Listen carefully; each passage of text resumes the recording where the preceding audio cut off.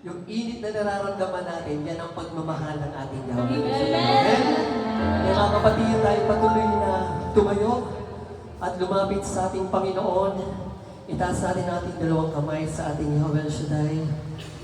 At muli, ay damhin ang presensya ng ating Panginoon at gawing personal na panalangin ng awiting ito na sa kabila ng ating mga nararamdaman na problema o yung mga trials na nararanasan natin, huwag tayong mahihiyang lumapit sa ating Panginoon.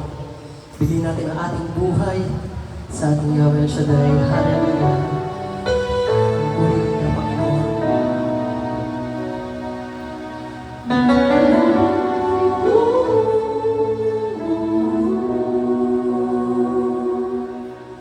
Lumapit sa Kanya.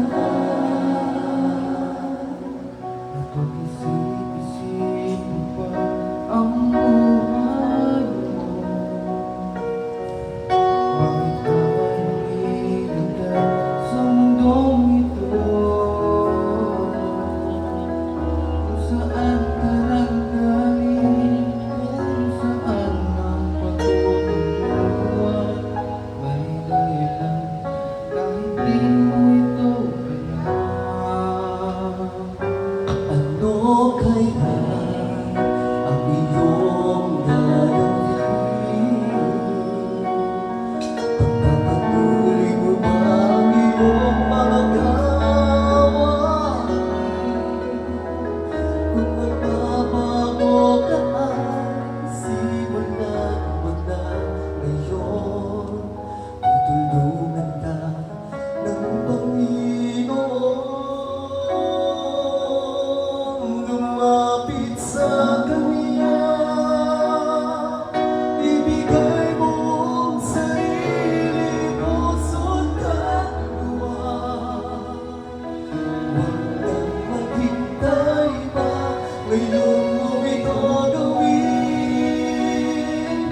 Sapagkat di mo matid kung ano ang dala ng bukas para sa'yo. Kaya ihandog mo na ngayon sa Kanyang buhay mo.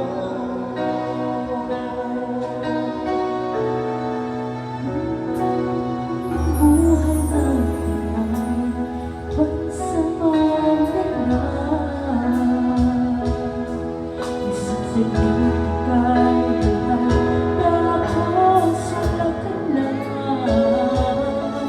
Kaya't ngayon ang panahon, harapin ang katotohanan. Diyos